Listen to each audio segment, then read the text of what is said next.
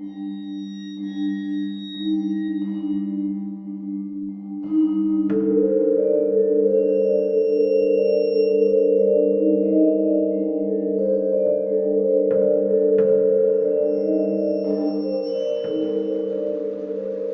hello, and welcome to Dente Rigamortis.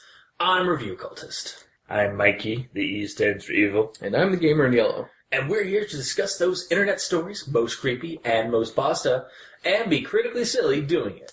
Tonight we have The Quantum Man. So, The Quantum Man was suggested to us by the Silicon Lemming of the Xbox Live and Xbox Live 2 stories.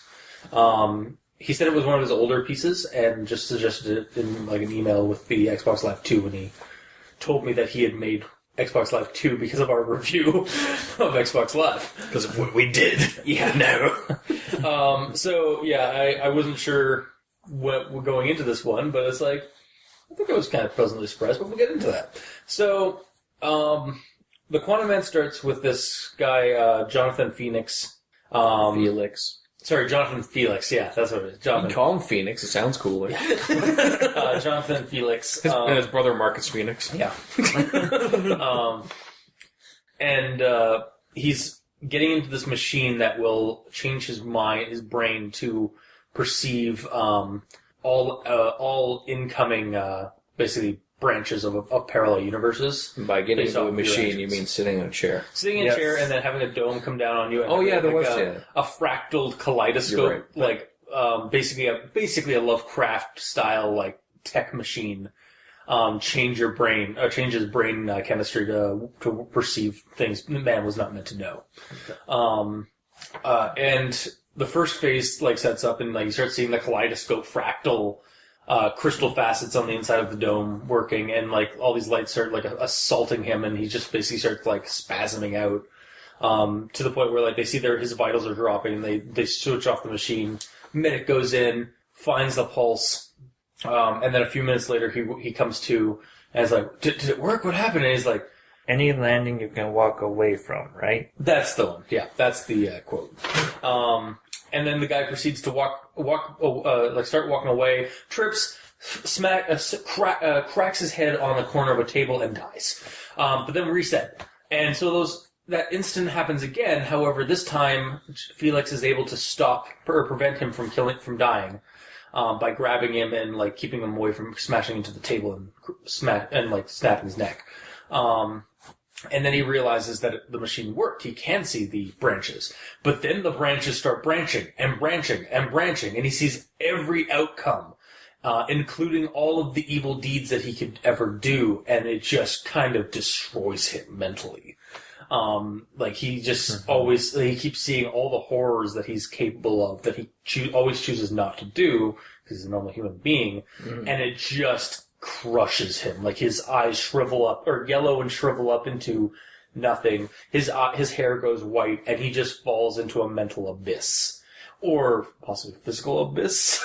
It kind of was left for... Seems a little physical. It was kind of left for, not interpretation, it was left kind of like Moro's, kind of like a feathery kind of, description. Take that as you will. He either literally fell into a literal abyss of reality, or just into his mind, just fell into darkness and nothing. And then reset. And that's the story, basically. It's a very short story. I have 3 quotes of possible improvements on some lines that are in the story, so I'll get into those. And then before I go into my actual thoughts, which are also very short and to the point. So if you guys liked the long-form stuff that we've been doing, well, here's a break from that. You're going to be pleasantly disappointed. Yes. He currently reclined in one of the most expensive private scientific investments in the world, and today was the fruition of his and many others' efforts. So that is a bit of a mouthful to read. Yep. So perhaps it could read, he currently reclined in one of the most expensive, privately funded scientific investments in the world, period. Today was the fruition of his and many others' efforts. basically the same kind of thing, except when I read it, like the most expensive private scientific investment in the world, it seemed like it was missing a word. Like maybe private. Like I just figured like privately funded would make more sense. Yeah, and also investments. So it's a chair.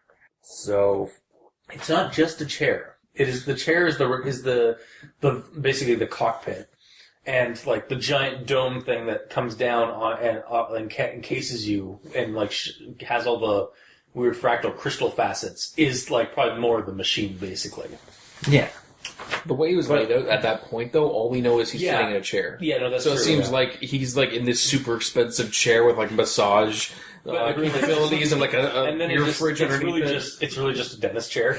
Yeah, that's what I kind of saw in it. Yeah, like a medical chair of some kind that can like fold down so you can like get a full like you can just lie down. Basically, yeah. So would you have liked it better if it started with him walking in the room and briefly describing what the whole chair system looks like, and goes like, then he goes. It could go that way, yeah. Like it could, like if you like rather than like starting him like already in the chair, like applying like basically the sensor facets, to himself. Like maybe have him walk into the room and like see the machine above him, like above the chair, kind of thing to show like that's because this chair is not the most expensive thing.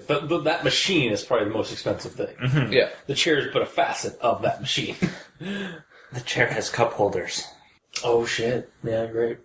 For the beer fridge that's underneath it. Yeah. Makes sense. Like, right before it came down, so that he called one of the engineers. He's like, "Hold my beer." Yeah, totally. He wouldn't need to do that. It has cup holders. Oh, that's true. Oh, I just wanted to get that He joke. talked to the chair. Exactly. Yeah. Hold my beer. Puts it in the chair. It actually grabs it because it has AI. Yes. No problem, Felix. And then we have this quote. A medic ran in to check the vitals of Felix and was pleased to find a weak yet consistent heartbeat.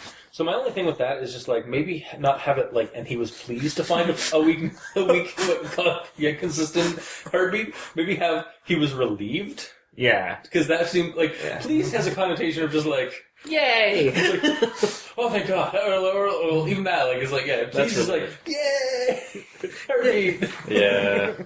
A little bit of a childish mind on that one. We don't care if his mind is fried, but yay, heartbeat.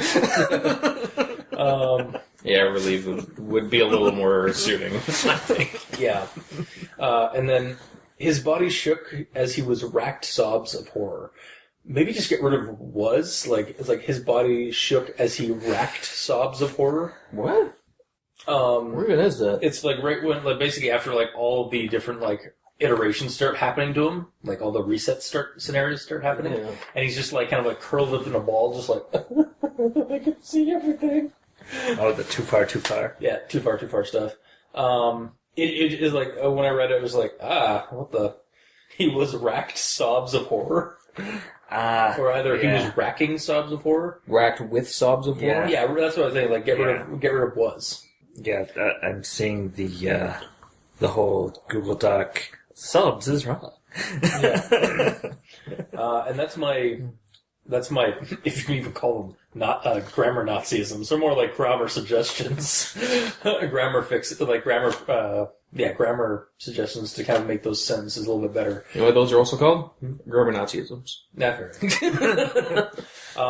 Yeah, but they're a lot lighter than like most of the ones we do. And then my actual thoughts on this one, I actually really liked the cosmic horror element of it. Like, at least that's what I got out of it. Like, and the Lovecraftian style narrative. Like, men achieve something beyond the scope of what can naturally be achieved through technology or science. And then they are destroyed mentally and even sometimes physically by the revelation of what lies beyond. It's very much like actually Lovecraft's The Beyond, where he creates the Tillinghast machine that allows you to allows your brain to perceive the next layer of existence, and you start seeing these little like creatures that have never been seen before, that have always been in the dimension right next to us. And then because you can perceive them, they can perceive you, and then they start eating you. Oh, great. or they start like basically pulling you into their universe, into their reality, and like doing all sorts of like horrible like sandblasting things to you because that's just how they feed. So they put you in a glass box, and they have they put their hands into these gloved things and pick up a machine that blasts sand in your face. No, at a high velocity. sorry, I meant sanity blasting. Yep. Oh. Oh, okay, I see. Yeah. Yeah, basically, like, it's that scene from the fourth Indiana Jones movie. It's like, I want to know everything, and then the person like the alien like shows her like just starts screaming all this information into her head. It's like, no, and then her head just explodes into fire. Spoilers. Yeah, for the shittiest of the Indiana Jones movies. I mean, to a lot of people, and for 10-year-old movie. Yeah. Anyway, again, yeah, it has a very like Lovecraftian cosmic horror kind of element of like there are some things man was not meant to know kind of thing, and like what have we done by trying to use science to do that? That was something I was going to ask you. Like in regards to it being Lovecraftian, like does he go just straight science with no monstrous things at all? Yeah, ever? Well, like I said, the Beyond. Well, there's still monstrous things in that. Yeah, but I mean, also the monsters aren't like big, fantastical, like Cthulhu things. They're just literally like things in the air that the guy says he sees, and then they just crush him. Or like there's one, the Hounds of Tindalos, which is not Lovecraft, but was inspired by a Lovecraft line. He said the Hounds of Tindalos in a story, and then this other guy named Belknap, Frank Long Belknap, took that name and made a story of it. Mm-hmm. Basically, the guy, through like mystical orient drugs, I do in quotes, allows him talking about weed here. Well, yeah, basically occult weed. He's able to send his mind back beyond, back through history. And like his mind and it's kind of like a form of hypnosis, I think, also, because like he's able to say what he's seeing to an outside person. And basically, like, chronicling what he's seeing. Would the drug be called Animus, maybe? It's like Animus. It's cool, except it's actually sending his consciousness back through history. Exactly. And he's seeing, like... The Animus machine. Yeah. You know what I'm talking about, right? Yeah. Assassin's Creed. Yeah, but Assassin's Creed is different because it's like, you're not... You go back in time and you experience the past. Yeah, but you're not actually... And you tell the people... You're not actually sending your mind back in time. You're basically just looking at a record. No, but you're experiencing it yourself. Your mind is in that time. Not actually in that time. It's just basically like it's simulating that time period based off of your memory in your DNA. That's what the Animus does. It like the whole like technology of Assassin's Creed is that our genes, our DNA that makes up like our hereditary genes and some of that have memories of all of the lives we've lived before. And it's literally just playing back what actually happened. Exactly, yeah. That's basically what they do. Yeah, and then they use like high tech, like visual, like simulating technology, like video game stuff, to generate the world, and so you can relive and like gain skills and stuff that you had in the past. As these, I couldn't remember, but there's nothing he can do himself to influence what happened back then. Technically no, but like again, it's like the difference between video game. Like it's a video game, so like we're obviously able to do stuff. It's not just a movie or some kind of thing. But like you're not allowed to kill if you kill a. Well, I mean, in the lore of the. Yeah, no. As I was saying, like if you kill like a bystander in the game, you get like a red flag, and reset. Like, your character. Yeah, your character like your ancestor never would have done that. Yeah. Kind of thing. So you're only allowed to target certain things in the game. Yeah. Mm-hmm. Yeah. It's basically like. Mix a combat simulator, or combat simulator and like open world environment, like virtual environment, with but it's pulling all the information for that from your genetic history. Yeah, I just couldn't remember if you had any direct influence or not. I've sadly only played the first one. Yeah, but in this story, or in the story of Hounds of Tindalos, the guy uses like a drug to teleport his brain or his consciousness back through history, and he goes like all the way back, like to. Sees all through like human history, then goes back to like world history, then goes beyond history and goes to the time before time, and encounters the Hounds of Tindalos. Okay. And is trying to run away from them, and by the end of the story, like he gets basically eaten by them because they now that he's seen them, they've seen him, and now they're hunting him. and Okay. they get him. It's that kind Okay, of but once again... yeah, back to the story. Like No, this, but back to what I was saying. Okay, sorry. In regards to Lovecraft, this is still another situation where there is a monster that murders the protagonist. Yeah. I'm saying, is there a situation where, is there one of the stories like this, like the Quantum Man, where it's purely tech, there is no monster anywhere, and the destruction of the protagonist is just through, like, his own insanity like this, with nothing physically... The problem is, okay, so to answer your question, Lovecraft never did that. But Lovecraft's story, like, at its core, is what this story does. And that's what I'm saying when I mean... Like, just the mindfuckery? Yeah, when I mean Lovecraftian things and cosmic horror, like, at the core, this is a cosmic horror story in the vein of, like, The Beyond and Hounds of Tyndallis, I guess. But, like, because those stories are written, like, back at the end of the early, like, back when cosmic horror was a new thing. Yeah. He was creating. Yeah. So, like, he used monsters and stuff like that. But, like, nowadays, like, neo-Lovecraftian horror is actually probably what this one would be called. My buddy Travis from The Drunk and the Ugly and Ugly Talk would likely agree, is that, like, there is no the monster in this is more like, because we're in an age where you don't need to have monsters, you can just have the world be the monster. Yeah. That's what the story is. It's a, like, neo-Lovecraftian or neo-cosmic horror. Gotcha. So, like, yeah, the monster in this one, to me, honestly, I could argue that the monster in this is, there is a monster in this, and it's reality itself. Or it's the reality, it's the reality we don't perceive. It's the reality monster from the Nostalgia Critic review of that one. No, because that one's like, that's like a lesser reality monster. That's more of a personal reality monster. The reality monster in this one is more global, or is more like cosmic, or is more like on a larger scale, because it's literally like every choice you have, and you're seeing all the horrors and stuff that you could actually do. Oh, I understand it. Yeah. And then again, like, his brain just can't process it fast enough, and he just gets crushed by it. Yeah, it's like, how am I even thinking about doing this to this guy? Yeah. It's basically be like seeing Yog-Sothoth, because Yog-Sothoth is basically what this reality thing is, because he is basically the doorway to all possibilities, kind of thing. Mm. But yeah, and again, it doesn't touch on any, like, actual Lovecraftian mythos stuff, but it is cosmic horror in the theme of it. Gotcha. Is what I was kind of getting at. No, it totally makes sense now. Just I'm not fully versed on the subject. Yeah, and I mean, like, anybody who... And to any of our listeners who weren't as well, they've learned as well. Yeah, and that's, and when somebody says Lovecraftian stuff, you instantly go back to, like, the mythos. And, like, think of, like, the stories, when really, like, when I'm talking about Lovecraftian themes, you're also talking about the themes of those stories, like cosmic horror. Yeah, because, like, originally, if someone says Lovecraftian, I think mindfuckery and a monster. Yeah. I figured, like, those are the two things. Like, this has mindfuckery, but no monster. It's so much deeper now. Like,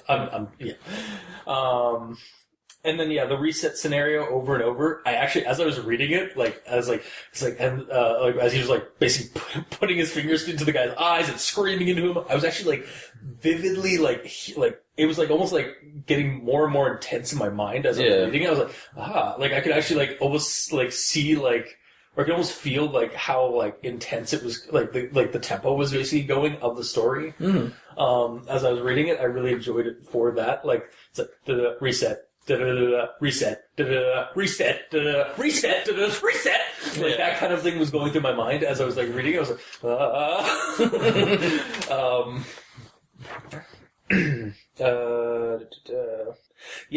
my last thing before we kind of go into, like, the more expanded, like, do we go into our specumentations, I guess, is what this one's the specumentations again, the specumentations. I really don't feel that the story needs to be expanded.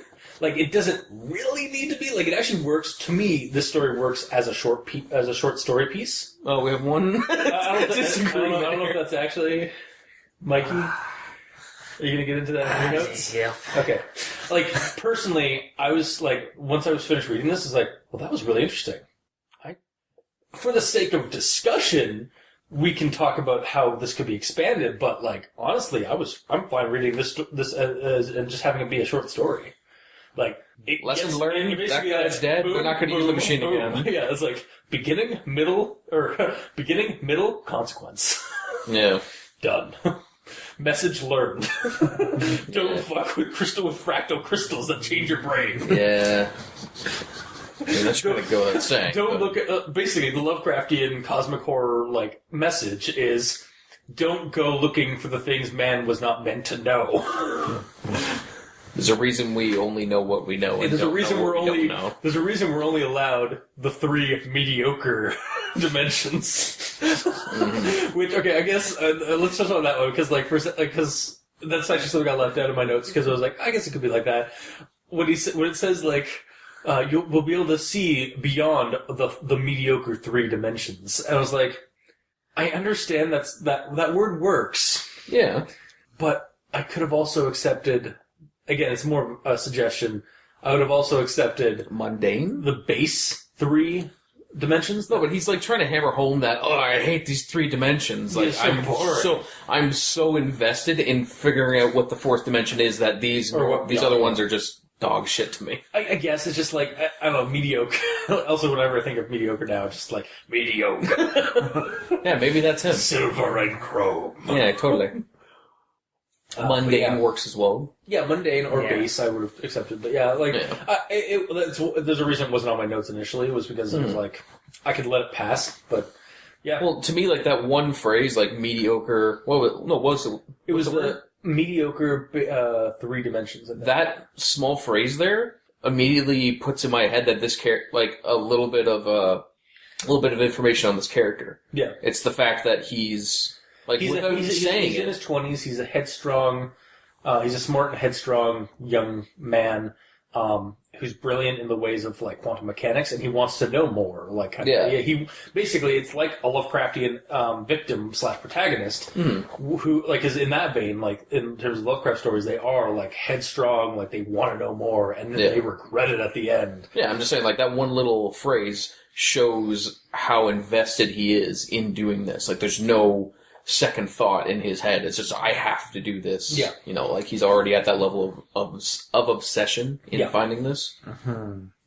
But yeah, that's my notes for now until we go into recommendations. So, Mike, you want to take it away?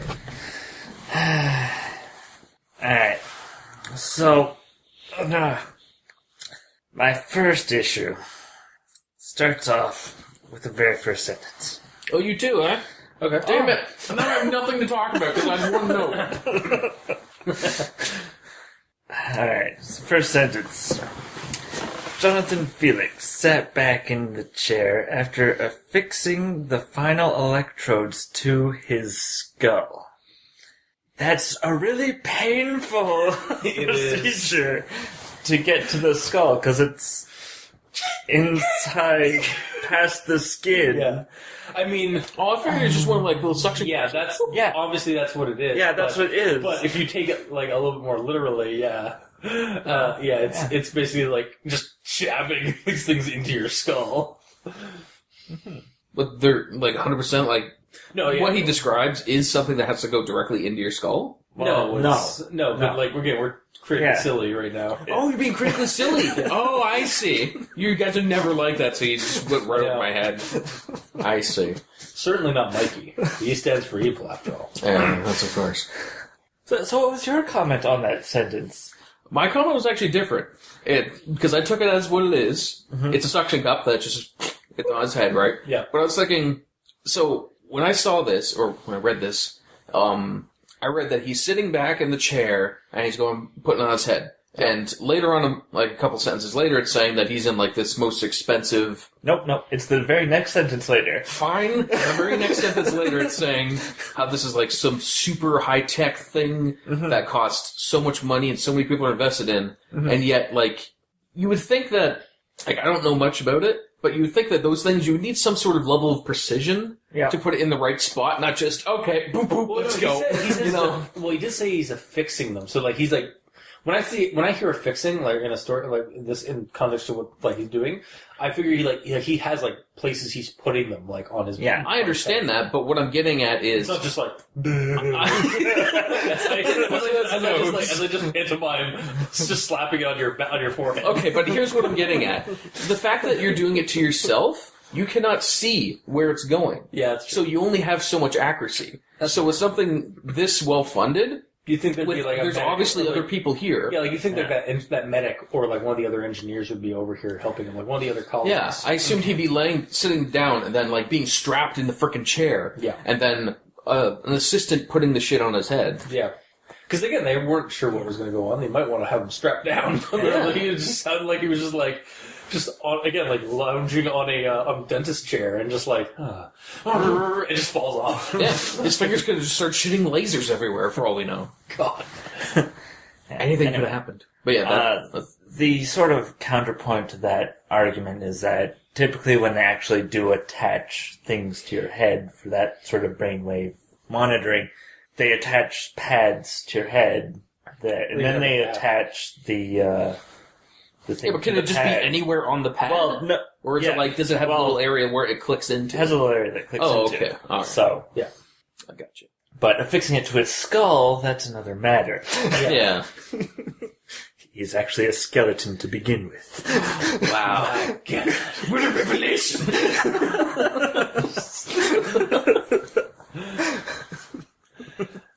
He's actually Skeletor. Yes. We now know Skeletor's true name. Jonathan Felix. Maybe just keep Skeletor. Yeah, that's why he changed his name. Yep. It sounds too mundane when he's fighting. I refine it. I will be able with this power, I will be able to defeat He-Man. Yes. Sorry. Yeah. You like doing that, don't you? Okay. Alright. Now, the next thing that I have issue with is the second paragraph. Okay. Because... In its entirety? Well, is that the one is that the being in the expensive chair? No, that's the second sentence. Oh, okay. So you're saying paragraph? Yes. Okay, sorry. So, my issue with this is that, to me, it told me the ending. Okay. Because of just plain thinking about it. Like, I'll get into the paragraph here. The actual result was still a point of debate, but it was suspected that the individual would be able to study all possible universes that could be created from his actions, and then choose the one that he wished to follow. A man whose every action would be perfect, and he had already witnessed the results. So, That does... Oh, yeah. reading the all possible universes, I was like, okay, Including the bad ones. infinite universes, finite human mind. Yeah. It's kind of like, it's not just like a Lovecraftian thing, it's also like just a narrative trope. It's like human hubris, like us not thinking, like us not really like, us thinking that we are, our brain will be able to process something like on a scope like this. It's actually one of the things why like some people think it's like Lovecraftian stories and stuff that won't work in reality, because we'd be able to outthink basically the sandblasting stuff. Like we will be able to process. We will be able to process, like because of our modern minds, we will be able to process Cthulhu. When really, like I don't have so much like that. That seems very human, like human centric, very humanist in terms of like, oh yeah, we are the best because of our brains. Yeah. And really, it's like that's not the point of Lovecraftian horror. The point of like cosmic horror is that you are nothing compared to what else is out there. Like our brains are not the greatest. Like our brains are the greatest computing machines right now that we're aware of. Mm-hmm. But that's only because we don't know what else is out there. Mm-hmm. It's also why, like, a lot of the fear of Lovecraftian and cosmic horror is the fear of the unknown. But yeah, like, it's basically human hubris. Like, we're basically outsmarted by our own hubris.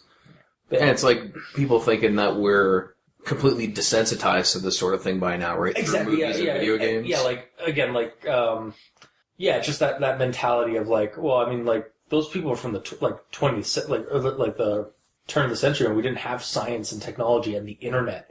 Like nowadays we'd be able to handle Cthulhu. It's like maybe not. Like no, maybe they're like even like forgoing like the obvious thing of like what if it's all psychic attacks, like trauma is a thing, like is still a like trauma, post traumatic stress, like all those kind of things like could be assaulted upon us from being psychically attacked like that. And even if there wasn't any of that psychic shit, if you look out your window and you see freaking Cthulhu walking down the street, if I see a horrible like car crash, that's that could sometimes like the right triggers, triggers are a thing, like mental triggers. So like if you see something horrific outside, like when you're just going over, that could break you, or that could like at least scar you a little bit. Oh yeah, totally. So like seeing a giant 50-foot alien cephalopod just roaming across the world as you hear screams in the background from people seeing it too. Even if he's just standing there with his giant phone texting someone,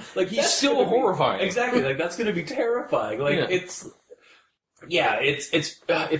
that kind of thing that like is why obviously like those people are not really like that. These stories are not for those people because they don't think that they can, or they think that they're like that humans are they're infallible. Exactly, or like the humans are the best and like we'd be able to handle it now. And it's like then you're not going to enjoy these horror stories because that's but isn't that the target audience for these stories? That they go in thinking, oh yeah, we can do it, and then, crap, we're doomed. I mean, that's who the protagonists are. That's what, but like they're the people who don't get it. Well, the problem is like sometimes like those readers are also going to probably be like, this is stupid, this makes no sense. Like, like it's more or less like they're not going to enjoy it. Like maybe it might be for them to read, but they may not enjoy the read because it doesn't make any sense to them. It's the kind of situation with me. Like if I'm reading a creepypasta and I can't get immersed into it, I'm not scared by it. Yeah. So if someone is so disconnected from the thought of a giant Cthulhu monster frightening and terrifying an entire town that he can't get scared by it, so he wouldn't understand why the people in the story are getting scared by it, which means he's not. Yeah, and I mean Cthulhu isn't the best. I'm just grabbing that right. Like it's the most common example, but it's not the best example. Like again, like. It's right now we're hanging out here, and then suddenly out of in that corner, something just comes out of like a fractal, like just a constantly changing, shifting thing that our eyes literally like hurt to look at it. It just comes into the room. It's gonna kill it, or it's gonna freak us all out. Yeah, and like we're not gonna be able to really comprehend it. I actually never looked up fractal until this because I wanted to see what it actually is. Yeah, I didn't know it was literally just a cube. Like that, it's not that specifically. I mean, I looked. Sorry, for the audience at home, I like literally just like looked. As soon as he said it's a cube, I just like furrowed my brow and just like. It's not that specifically, but like I looked on the wiki and they made a GIF of it where they took a 3D model or something, or they rendered something in 4D, then rendered it into 3D, and then put it into a 2D GIF, and it's essentially a clear cube that like goes in on itself and turns around. It's also not just for cubes. Like I've seen fractal hands where all the fingers suddenly have hands, and then those fingers have hands, and those fingers have hands. I've seen that too. Yeah, that's a fractal. That is a fractal. It's basically when something is made of smaller versions of itself, and all facets of it are made of the same thing. Oh, okay. Like that thing from how does that connect to the weird cube going in? It's the same kind of. It's the same mechanic. Like that. It's actually fractals are basically kaleidoscopes. Like work off of. Okay. Like the whole that kaleidoscope thing. It's like basically everything going like shapes and forms going in on themselves and being made of smaller versions of themselves. Basically, like a fractured window or a fractured mirror would give off that same thing because like they're all like smaller and smaller reflections of the same thing. Yeah, it's that kind of like, and that's where and when you don't use just geometry, but you use like again biology for that, it gets really creepy to look at because you're seeing a hand where the fingertips have hands, and those fingertips have hands, and those fingertips have hands. Yeah, it's just that's the creepiest example I can think of. Gotcha. Actually, shark skin is also kind of like that because shark skin is actually not fractal, but it's made of. Like that's why when you can't really touch sharks with your bare hands without getting all sliced up, because their skin is actually made up of tiny, like either filaments or like barbs that are like basically fractal along its skin. along its surface. But going way far away from. Is that really fractal? I thought it's just. It's not fractal. It has. It's like saying the hair on my arm is fractaled. No. But like, it's actually it's just the way it is. It's like, it has the same kind of effect if you were to touch that like a fractal. It would be like that kind of thing because like the tiny little shape of the tiny like copies would basically like hurt your hand kind of thing. I don't know. How would one know that? Either way. Yeah. Okay. I think it was like a guess on like how like what a fractal would do to you if you physically touched one. It would be like touching its shark skin, and that's like the best case scenario. Yeah. Because then your hand starts folding in. Anyways, yeah. Either way, fractal is just weird stuff that shouldn't make sense. Exactly. Yeah. In relation to the cube, where it's like that side's supposed to be that side, but it's also that side. Yeah. But it's doing things that it shouldn't be. Exactly. So yeah, that's essentially all it is. What were we talking about again? What were we talking about? How the second paragraph told me the ending.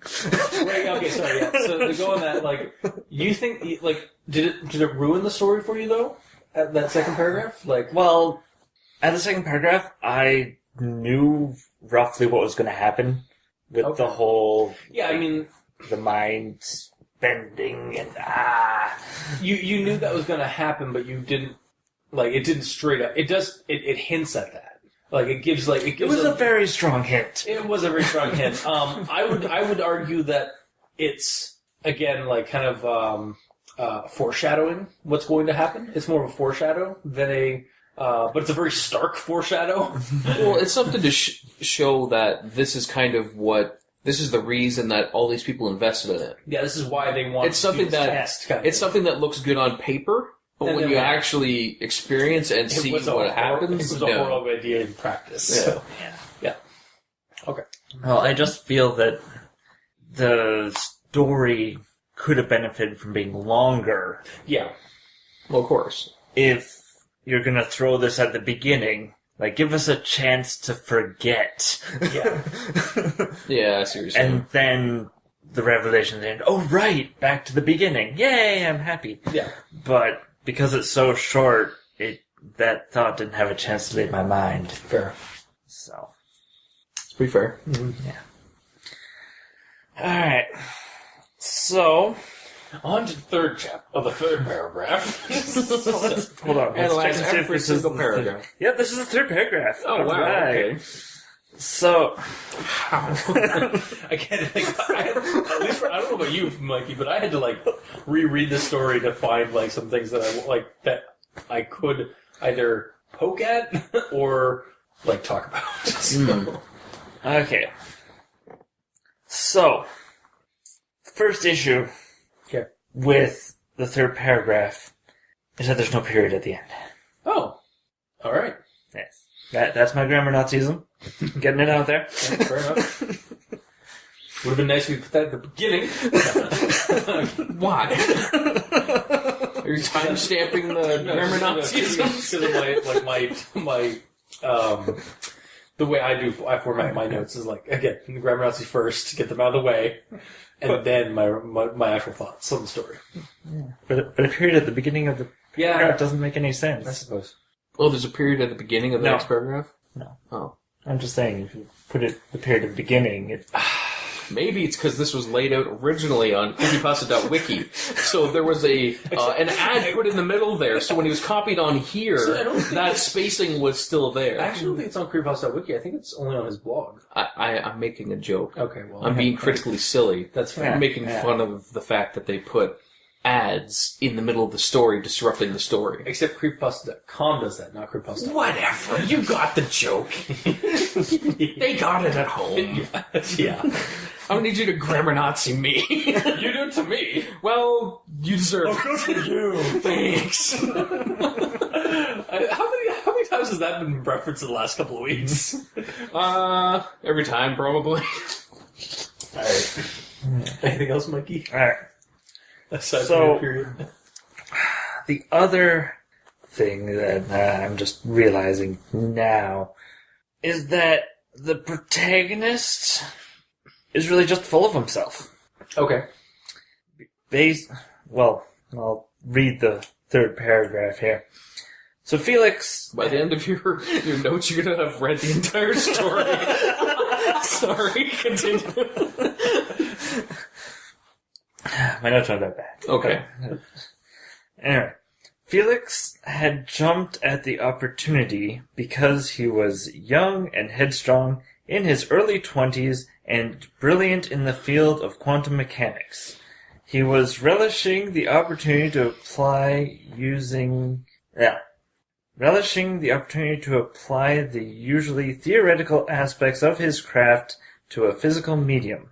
He gave the final thumbs up to the techs behind the safety glass, and they activated the first stage of the machine. A microphone in the room relayed his words as the process started. Alright, so question. I have a question about that actually right now. He jumped at the opportunity because he was young and headstrong. Is there a period there, or does it just keep going? The sentence keep going to he was 20 years old and take the armband off. there's a period. There's a period at headstrong. Okay, good. Because for a second there, I was like, the way you read it, I was like, because that would be a really bad grammar fallacy that I completely missed. Because he was young and headstrong, 20 years old, and brilliant. So basically, you just repeated the same thing you just said, but in more detail. Anyway. Sorry. Anyway, forgive me, Zen. Yeah, because obviously I was wrong. Of course. Because you read it Yes. the wrong way. So, anyways. So, the issue there is that he's brilliant in the field of quantum mechanics. Yes. If he truly was brilliant, he would be the scientist On the not... other side of the screen and not the wrong. Well, I mean, he could be. I mean, again, he could be one of those scientists that wants to test him himself. I.e., every supervillain in any comic ever. Is actually gonna. And what keeps coming to mind is the Green Goblin from the Spider-Man movie. Yeah, It's totally. it was puts the formula in himself after a couple of test runs. Exactly, yeah. He's just so committed and so obsessed with this situation. He's like, nope, I want to experience it first. We don't need no guinea pigs. No. I will be the guinea pig. Yeah, but it's just... So he's full of himself. Yeah, basically. He's again. I'm not saying you're wrong. Again, You're totally right. Human hubris and arrogance. Yeah. Yeah. When you started reading that, I thought you were saying, just because of the words that were being said, it seems like he's full of himself, but it's the protagonist just saying this about the guy. So if anything, the protagonist is full of this guy. Yeah. He's praising him constantly for being an who idiot.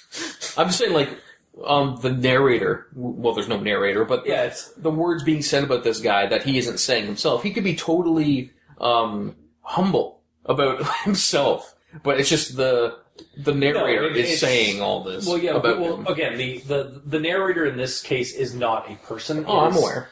Yeah, so it's more or less like saying what is fact in the world. So he's basically an arrogant scientist who thinks. Again, he's a Lovecraftian protagonist in a story because.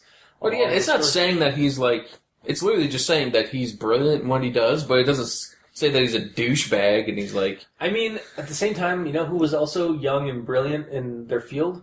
Herbert West. What happened to him? He got devoured by his own creations. Pour one out for Herbert West. Okay. No. I'm just saying, again, there's a lot... it's well-trodden, ground that the protagonist here is walking. But, I mean... He's following the line of... Much like he's standing on the shoulders of giants. He's standing on the shoulders of previous arrogant scientists who have been devoured by their own experiments. Yeah. Even going back to Spider-Man 2, Dr. Octopus is the same kind of thing, isn't it? Exactly. Dr. Octopus, again, basically all the and even the lizard, they're all basically scientists who guinea pig themselves because of their arrogance in their confidence in their work, and they end up becoming monsters because of Spider-Man has a lot of scientists. Fantastic Four, technically, right?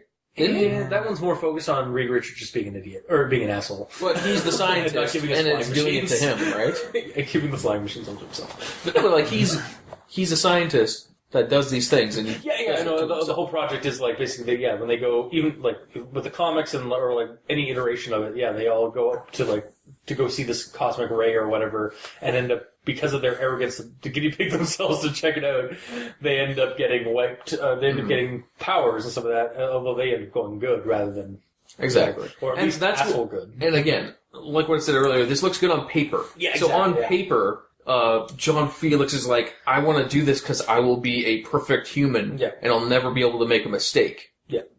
Not realizing that him doing this is the first or the last mistake he'll ever make. Because... Although, again, the same thing, like that's basically the central, reason why, these kind of stories get written is to, give that fear, that consequence, just to show that consequence that we always, think of. Because, this is, a very common thing that we all think about when it comes to, science, whenever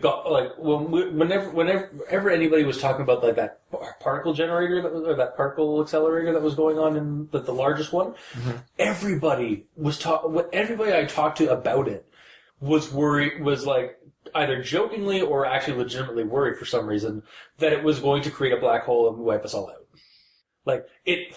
These stories, this story and other stories like it, focus on that's where they get the horror, is basically on our that speculation of it's not going to turn out right.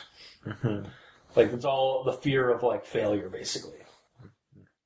Yeah. Sorry. All right.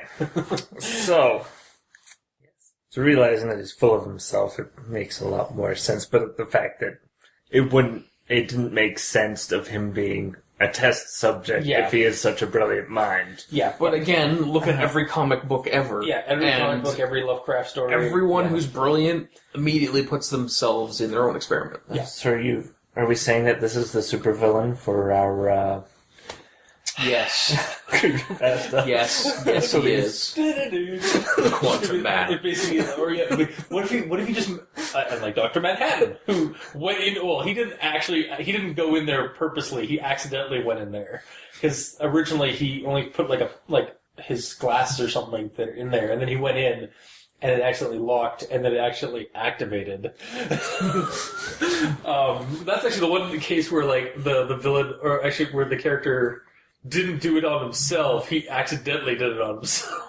Wow. But yeah, basically, this guy could his physical body is just crushed by reality, and then he comes back a little while later as the Quantum Man, as the Dr. Manhattan style. I have seen all universes. Basically, our Thanos. I was going to say 18th up of Thanos. Yeah, he's the Thanos to your Avengers. Yeah, totally. That's why he needs the Infinity Gauntlet. Oh yeah, it's the Infinity World. He gets his I can punch you with the power of 1,000 possibilities. Bam! He just splats you. No, it's we are getting so fucking on topic. It splats, explodes, decapitates, every single possible death happens to you immediately. You freeze to death, you burn to death. You melt. Yeah. You die of old age. Every possible death. You age. You die of young age. You bend your button to a fetus. Yeah. Hey, you know what it is? It's basically the. Fucking so stupid that we're talking about this. It's fine, but it's basically the gauntlet that has this that's powered by the improbability machine. It's just it just changes it. There's just a brief moment where you see a shit ton of different ways you die, and then it randomly chooses one of them. Yeah, or all of them in this situation. What would they even look like? I don't know. Fractured. You just fractal into the different possibilities. Yeah, exactly. You just turn into a brown smear on the wall. Because, that's all colors mixed together just make brown. You just... So it just goops you into shit. Yeah, basically. Goops you into poop. Yeah. Because it's oh my god, I kind of want to draw these. Let's do it, man. Who cares? I think I know what the title card for this one's going to be. Just basically this villain coming in from the side. It's basically a Thanos character. It's just his almost has a name tag called Dr. Felix. Nice.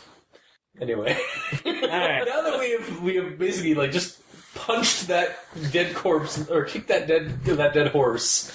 Into a pile of brown. Let's move on to the next thing Questionable that Mikey had. Alright, so... I guess this might not be a short episode. Alright, so this is my last note before we get into recommendations and And ignoring me. stuff. Yeah. Well, you've I'm not already here. gone through your note. Unless you have something else. I was gonna say something before, but I forgot it, so. Shit. Alright. So I'm pretty sure that this is when there's alternate reality stuff is going on. And he grabbed the collar of the medic and drew them face to face. Yeah. Now kiss. No. Sorry. I was like, he grabbed the collar and then drew them. Like, Oh my literally God. drew them. It's like, see this nice picture of us face to face? Wow. It's an alternate reality. Come on. I mean, yeah. I have never facepalmed so hard. Wow. I facepalmed into infinity and beyond. Mm-hmm. I mean, you're not wrong, but jeez. God damn. Yeah. It's like staring into two possibilities. It's like was it where he grabs her? It's like, and then it's like, now kiss. And then there's the other possibility. It's like, oh, see this thing I drew? Or the other possibility was, I saved you. Yeah. Which is the way it's supposed to be. Well, no, because he grabs him by the collar and it's just screaming into his face. That's not bad. That's that one. Yeah. No, it's No. not. This is... Hang on. Isn't this the one where, like, the first one, he falls and breaks his neck, and then the second one is he grabs him and... So, this is after he's like, I did it. I can see them all. And then, His smile faded. yes. And then, I thought the only And thing then he stabbed the guy in the eyes. That's what I'm saying, He like- screamed until blood foam came out of his That's what I'm mouth. saying. Then he grabbed the guy's collar. And then went face to face and was like, "Make it or like I see too much, or I see too much, or something like that, or too far." Like that was the one I think. yeah, just before the too far. Oh, okay. Yeah. I mean, again, it's a little confusing. Like if you like because he keeps resetting Mhm. the same kind of like scenario. So yeah, Yeah.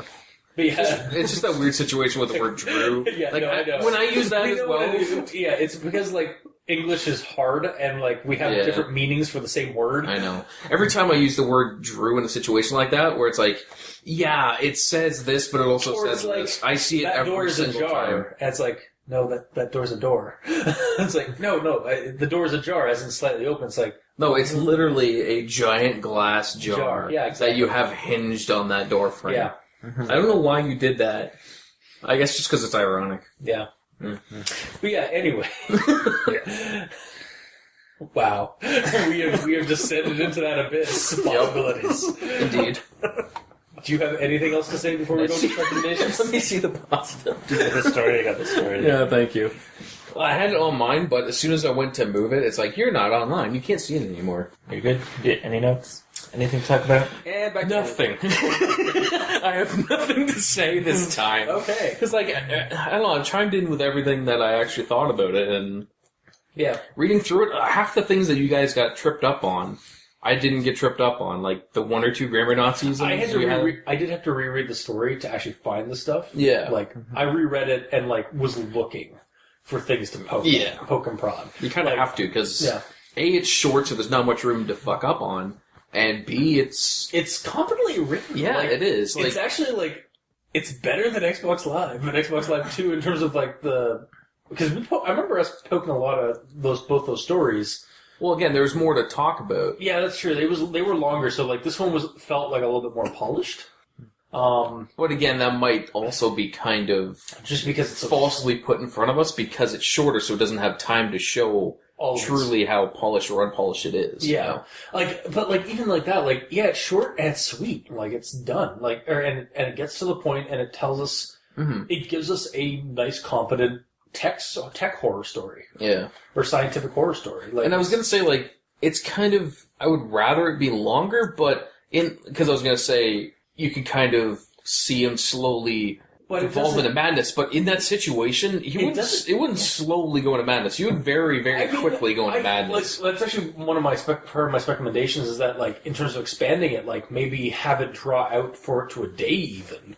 Like, have it not work initially, and then as his brain starts kind of, like, mulling over what was changed, or as the brain starts, like, kind of processing what changes happened in it, as he goes on through his day, he starts seeing more and more, like, infinite reality things. So, like, he sees a little girl, like, go across the street and almost get hit by a car, and then stops the child from getting hit. Yeah, or is unable, or chooses not to, or is, like, so, like, blown back by seeing what they saw that he doesn't get the chance to stop her the second time. Well, no, that's the whole idea. The fact that he could see all of them happening, time, from what it sounds like, time pauses, and he gets to see every option. Better yet, so, like, I guess we're going into recommendations at this point. Yep. My idea would be, so my idea was, like, basically, just have the experiment not work, or basically have the experiment not work initially, and then through the day have it happen.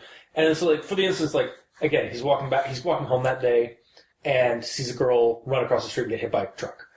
Well, then the next thing, he tries to stop her, but in doing so, he puts himself in the way of the truck and gets hit, then reset.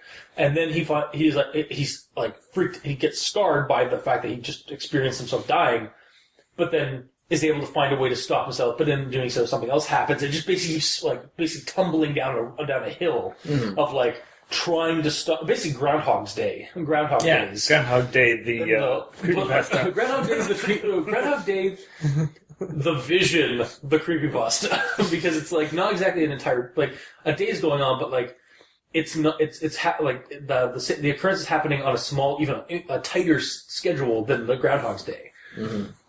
Like, he doesn't get a single day to relive. He has, like, single moments in that day to relive constantly. Yeah. And, like, so it's, like, basically becomes, like, a very, and I could also see it kind of maybe ruining some of the magic the short story has for that, because that would require a lot of continuity thinking on the part of the author of the writing. Like, it would take a lot, like, you'd have to obviously, like, reread the story, like, have somebody reread the story, not just you, to make sure every continuity worked.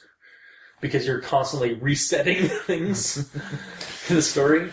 You get what I mean? Yeah. With that? Yeah. The other idea I kind of had was maybe have the rest of the story after the experiment not be from the angle of Jonathan, but have it from a colleague, like the engineer in the room, or like the medic, like maybe they're friends, like maybe they're actually colleagues that, like, know each other, like, outside of this experiment, and so, like, Jonathan goes on, like, it didn't work, shit. Jonathan goes on the rest of the day. Then our medic or colleague dude finds out that Felix died. Outside of, like, work, like, that day, like, later that day, or something, a bunch of, like, horrible shit happened around him before he died. And then we're left to our colleague goes to investigate, kind of like a Lovecraftian story where, the character goes, like, looking for his scientist friend who, like, activated the pentagast, or whatever it's called, the penta something. Tillengast machine. Generator, which is the, device in Beyond. And finds, like, all the equipment, and then finds his friend, like, his friend's, like, clothes just in a heap on the floor, as he was displaced into the other reality. Or in this case, like, basically have the colleague go investigating and, like, around, like, the death of Felix, and realizing that the experiment did work, but with horrible results. And on that vein, would there even really be any point writing it that way because it's already been done? I mean, like, you could do it differently. Like, you can always, like, again, everything's a remix. You can always do something. And I'm just, like, bringing that up as an example of, like, how it could be done, or how it has been done in the past. But I mean, like, again, like, what if, like, again, later that day, Felix went on a massacre, like, went on a killing spree, and then vanished, or, like, burned out. Like, literally, like, witnesses saw him literally just shrivel up into nothing. Mm-hmm. And, like, have our colleague investigate that. Like, again, it could go either the way I could see it working is either expand, like, delay the effects to maybe even a day or so, and again follow Felix through that, or follow another character in the same that was part of the experiment, and learning what happened to Felix after he walked away from the failed experiment. Mm-hmm. I don't know if there'd be much investigation in that situation, because especially if that friend in that situation knows exactly why this is happening. Well, at this point we're not sure because again the experiment failed. So he'd be looking. He'd obviously be like, we'd have hints that like the experiment obviously wasn't, but then like going in and maybe like Felix wrote something down, or maybe they were able to find like a message or something like that. And he's like, I've been experiencing this shit. I'm also like trying to like I'm using like my GM brain as well to try to like how I would like run this in an investigative game too, and make it a story is basically like the investigators are investigating this. That's what I'm saying. Like it would be better from an investigator's point of view, not so maybe not someone who's already working there, because the person already working there knows exactly why this happened. So not the colleague then. Like we get this initial thing of the experiment's a failure, so then then the story the story fades to black. And then we cut to a couple of hours later. And then the SNTF show up and find out why. Well, I was going to say, and the detective or police that are investigating a massacre that happened as Jonathan went nuts and kept choosing the wrong, or the negative thing. Mm-hmm. Or, again, just investigating a weird death. And then going in and finding out, and like talking to some of the engineers and scientists and some of that. And then, we get a little bit more information about the machine, like where it was found. Maybe it was like retroactive, or it was reverse engineered from alien technology from the Australian outback, or something like that. Again, tying it to Lovecraftian mythos, of course. Like that kind of thing. Like then they make a call into the rake and tell him everything that happened, and then he reports to the SNTF. Exactly. They get in their weird flying vehicle made out of some supernatural horror and fly over to the scene of the crime. Yes. Allow the Avengers to fight the Quantum Man as he emerges. As he comes back, yeah, exactly. And then have he burned out and just poof, imploded on himself or whatever from the weight of reality, and then came back as Reality Man or Quantum Man. Reality Man. Reality Man. Yes. Sucks like reality can. Wow. Anyway, Reality Man is just like a cubicle floating around. The guy in there fucking hate my life. Or it's just Dr. Manhattan with all those bills and stuff on, you said earlier with the reality monster from Nostalgia Critic. Totally. If you want to take it into a really silly mode, as it is right now, I think the story is fine, but expanding it. Mike, do you have any other suggestions for how to expand it? Well, my main suggestion was to make give more build-up, potentially.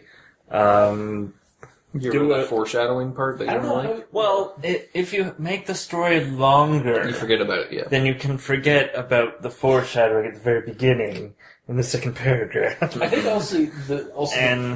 sorry, just to go on to that train of thought for expanding it. I don't know if I'd want the machine explained.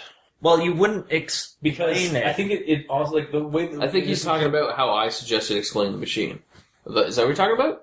You said what are you talking about? I'm just saying because as it is right now, I think the machine, honestly, the explanation we have for the machine, or that was just made. That's all we need. Yeah. Because otherwise it ruins the magic of that machine. Because you don't want to see what's behind the curtain of the machine. Here's the other thing, though. If it was said like that, then you'd be like, how did this get funded? And then, if you take that information out, then you would ask where that information was. Because you have it. But the problem is, this is the difference between having all the information and having none of the information. If you have all the information, the magic of the mystery of the story is no longer there. Or this technology doesn't exist in reality. Of course, and they're not explaining the technology itself. They're just explaining how it's funded and what the goal is. So you're saying just saying that it's privately funded is not enough? I'm saying it's fine. Okay. Yeah.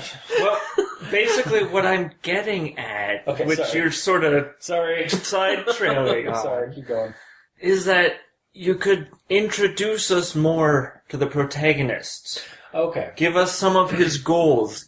Give us the reasons why he's so willing to take part in this experiment.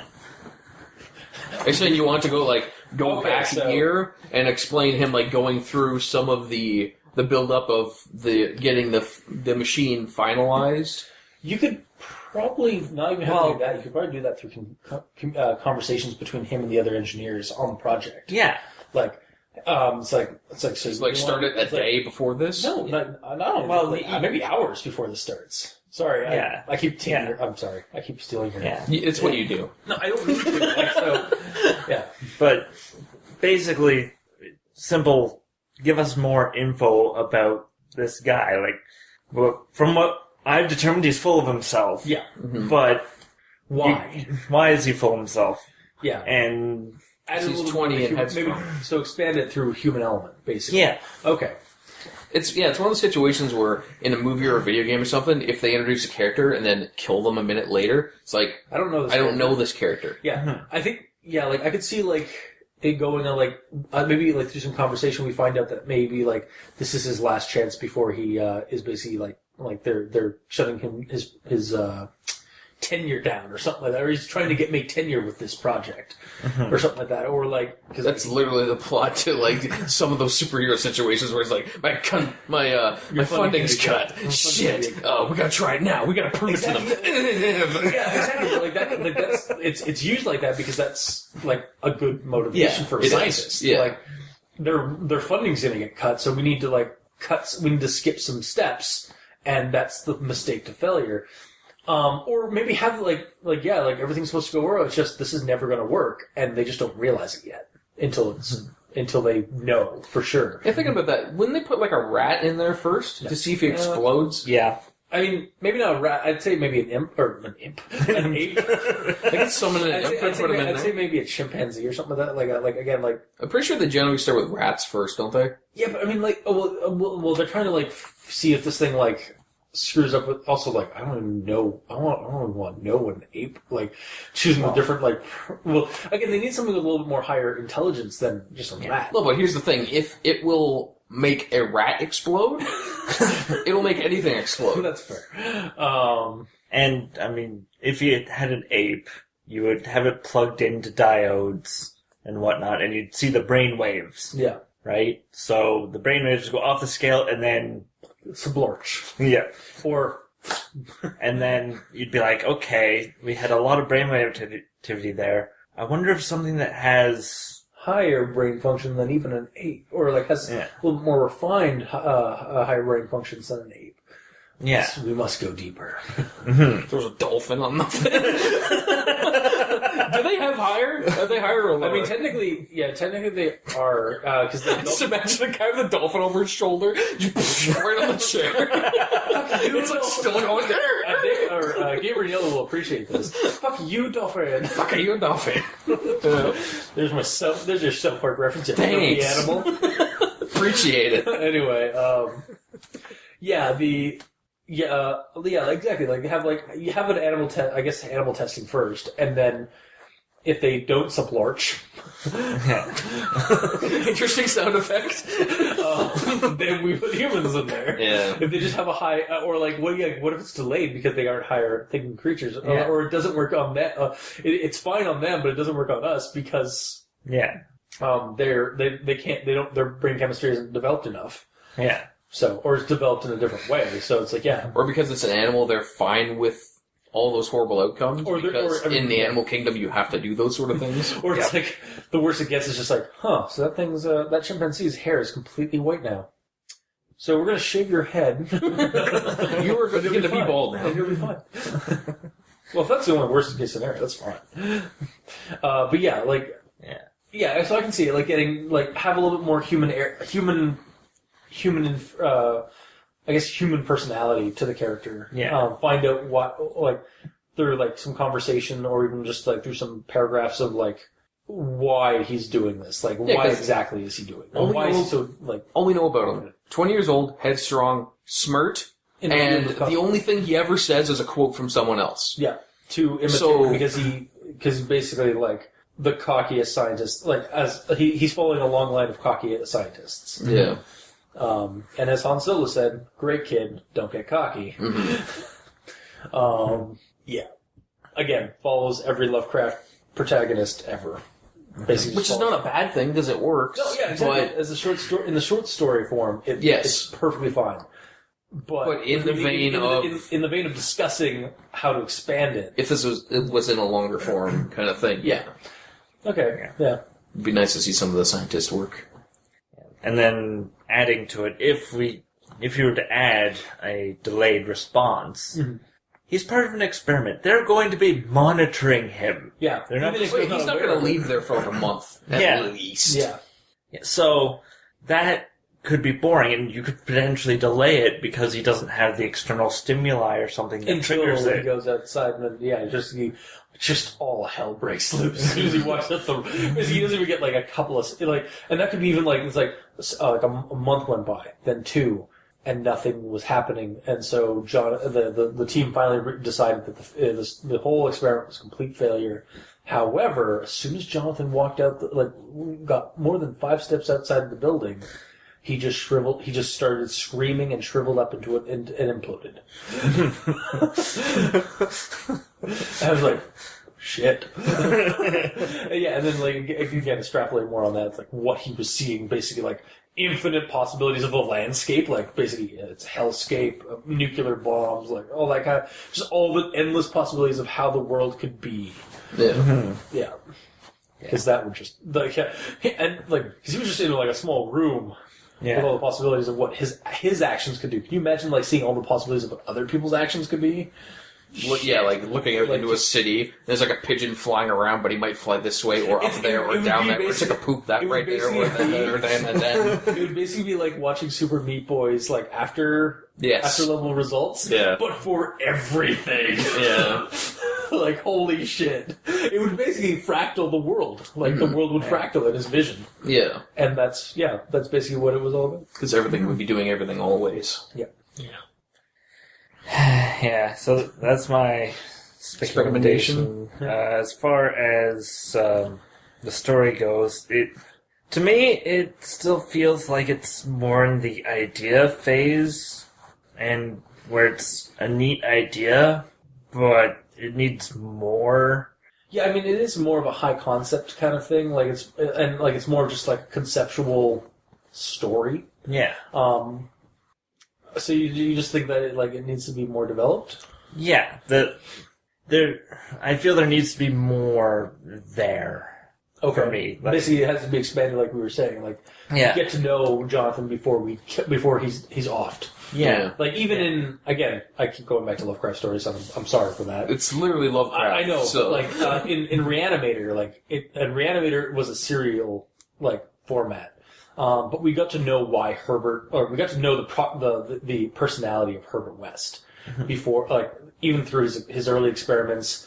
We actually even got to see him in World War I, as a medic, and what he was doing in World War I, and then we eventually he developed as a character throughout a multi-part series, and then to his very end where he finally because he was always the whole series of Reanimator, the whole story wise of Reanimator, not the movies or anything like that, was that he was constantly trying to find the right formula of reanimation chemical. He was like, shit, it wasn't he'd do one experiment and it wouldn't work properly, or the creature, the problem was whenever he reanimated something, it went feral, or went violent. And he's like, damn it, the formula wasn't accurate enough. And he was always spending time doing that, and even getting exotic components from South America and stuff like that. And eventually by the end, he was just consumed by all of his failed experiments showed up and devoured him. Oh, nice. But we got to know his character through him and his interactions with his colleague and friend, in the at the end, throughout the story, him and his, because it was actually a 2-person story. Yeah. So yeah, we got to, even though we didn't get to know his personal life per se, we got to know his personality a lot more. And so with this story, I could agree. If you were to expand it, you should expand the personality and get to know Jonathan on a more human level before you just toss him into the meat grinder. Yeah. So, Gamer and Yellow? All right. Well, the way that I think it would be interesting to take it is a little bit of mix of what you were just saying, where expand the things prior to the actual experiment. Yeah. So show the failed or potentially passed test subjects before in lesser animals, and then have it happen to him. But like the whole idea of them wanting to do this seems like kind of like making a Superman kind of situation where like, oh god, you can do no wrong if you go through here. Yeah. So it'd be kind of interesting in a way if it went through. It didn't mess him up, and then for like a day he was fine, and all he saw was like walk around normally, everything's fine. But as soon as something bad happens, it triggers it, and he's like, okay, I can save that person. Oh, I can help that, and then everything's fine. But then eventually, like it starts happening, and then he sees an option where he can make it worse. It's like, that's weird. Anyways, I'll take the good one. And then he sees 3 options to take it worse. Okay, I'll take the good one. And then it's like, there's 5 options to make it worse. It's like, where's the good one? And then like he has to sit there waiting, going through all these horrible options as it's getting worse and worse to eventually find the good one. Yeah. And then he eventually finds out he can only stay in that time-free situation so long. So if he has to go through 20 different bad situations, like, shit, if I don't pick one, the bad one's going to happen, so I'll have to take a lesser bad one, which still hurts them or hurts himself to do it, and it eventually gets worse and worse and worse. Or, at some point during that day, like to the rest of the world, he's literally just locked in place as he is stuck trying to decide. And he's just stuck there for all eternity. Like, yeah, that'd be a good end to it. Just like a living statue for the rest of his existence. As he is like literally like his brain, or like he's basically like a computer when it can't when something gets jammed. Logic loop. Basically he's in a logic loop. Yeah. And basically just gets stuck. He's like basically quantumly locked. Yeah. Like in place as he can't decide which choice to go with. Yeah, like when he gets to that situation where everything's horrible, yeah. The one option he chose is to do nothing. Yeah. Which is literally just put himself in a coma. Exactly. And again, it plays on the whole thing. It's like when sometimes the best move is not to play. Yeah. Mm-hmm. And basically the winning move is not to play. Yeah, sometimes the winning move is not to play. Yeah. Yeah, exactly, that thing. That would be an interesting thing. It's basically just like halfway, like or at some point, like as it reaches its crescendo of like all these different choices you can choose, and literally just like the story just suddenly like switches around from his head to the rest of the world. Just perceives him as just basically being quantumly locked in the middle of the road. Yeah. Yeah, and like he's like again like nobody like been able to move him or anything like that. He's quantumly stuck in reality there. What, they physically can't take him? Yeah, it's like literally like he's hard locked into reality in that one spot. I figured you'd be able to pick him up and put him in a hospital bed. I think it would be interesting either way. Like it essentially puts him in a coma. Literally, yeah, it could either be like coma wise, or like literally like he becomes a phenomenon because like he's literally stuck. Like they can't even like a truck hits him and the truck dies. The truck dies, or it's like the truck bends around him and like or like he's just there. Like they try to move him, and he's just quantumly locked into reality at that one spot and position in the world, because he's that's how he makes he can't. Yeah, that's true. Right? Yeah. But yeah, I can also see the coma thing. Like he just basically it cuts to like he's been in a coma for years. Mm-hmm. And they said like they just found him in like standing in place in the middle of his house, just could not figure out, or in the middle of his lawn, just could not be resuscitated. Yeah, that would be a dark. I like that ending. Yeah, I can see either. Like again, I'm fine with it honestly being like a short story as it is, but like in a longer form though, in a longer format, like these other ideas are also really interesting. Yeah. So, all right. So now is that up for speculations? Yeah.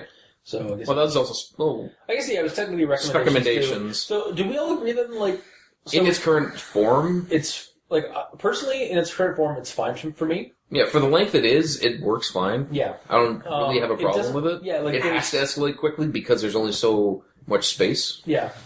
Like, there might be some retouches, we've brought up, really early on in our show, but, otherwise, it's perfectly suitable short story, or short little bit. Though, Mikey, you did say that you weren't entirely a fan of the process right now. It's a maybe.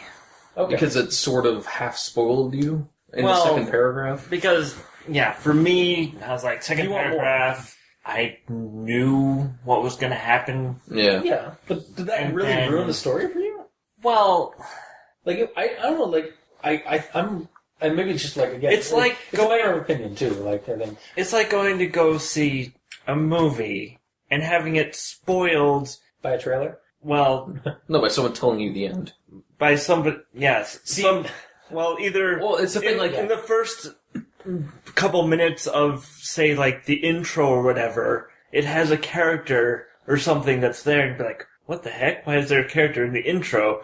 And then you surmise, based off that, in the first, 5 minutes what's going to happen, and then there's still another hour plus of the movie to go through. Yeah, but if the journey's entertaining, then I'm not angry. I'm saying there needs to be more journey! That's a matter of opinion, I guess. Yeah, I get what you're saying, but it didn't bug me as much as it bugged you, because it just kind of put me in this situation, in the shoes of the guy, where it's like, this is what it looks like on paper, it's gonna do this, and I mean, let's do it. I mean, by default, we're reading creepypastas, the protagonist is gonna bite it. Not necessarily. Or the protagonist, something bad's going to happen to the protagonist. Yeah. So, to know what it is?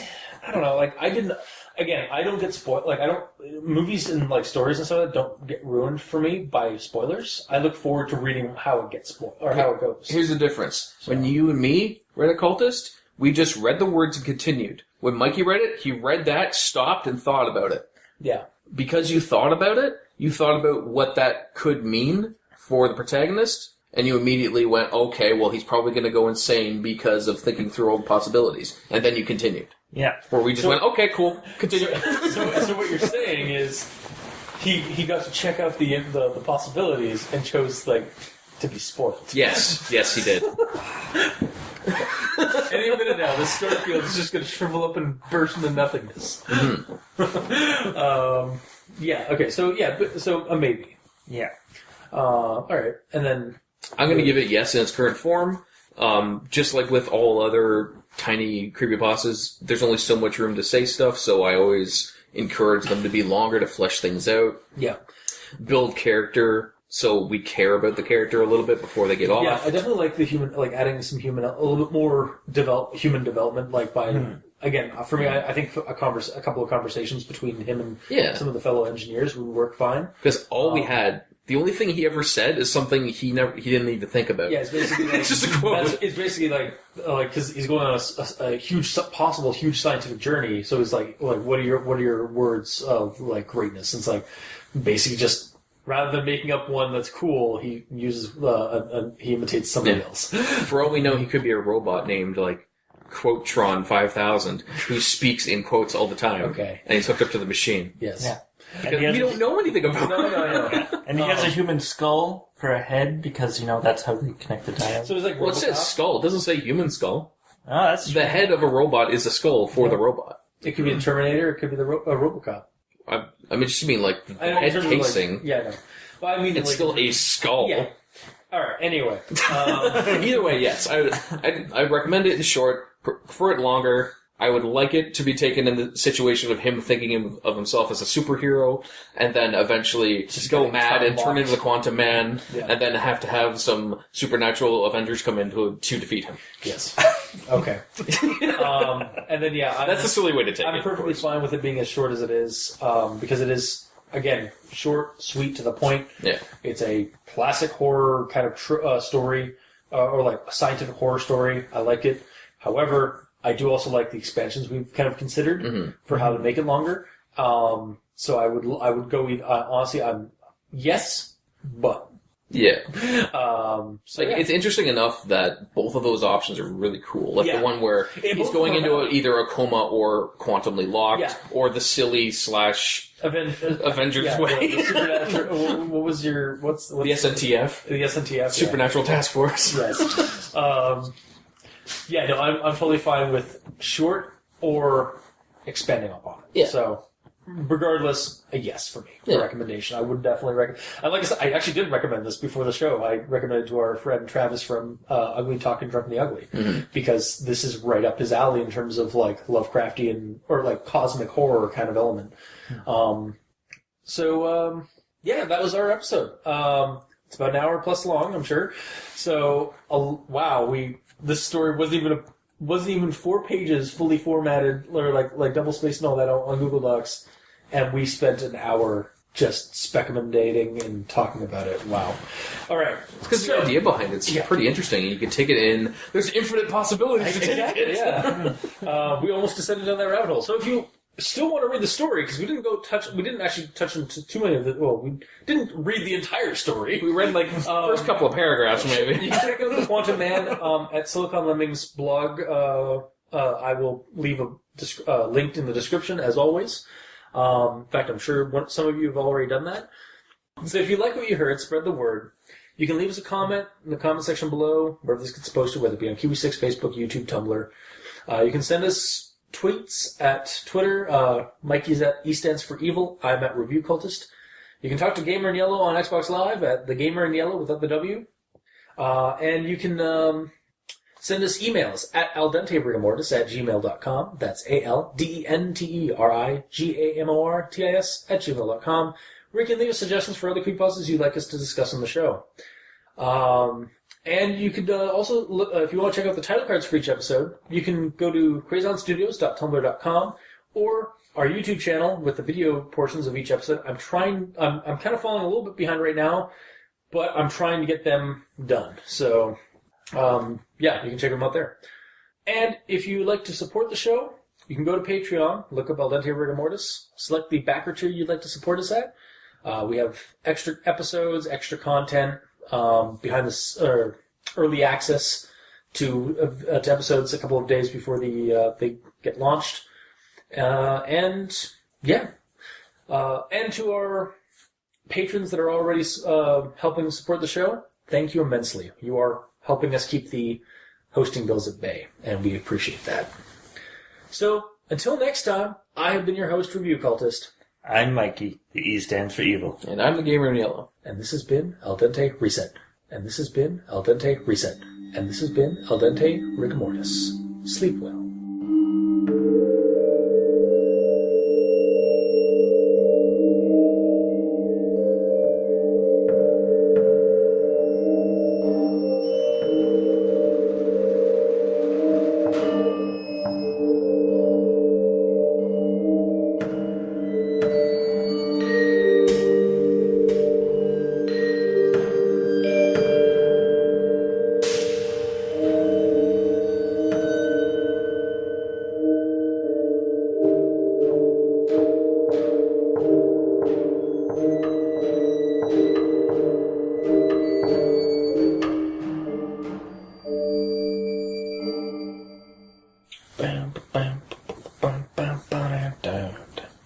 Airplane man.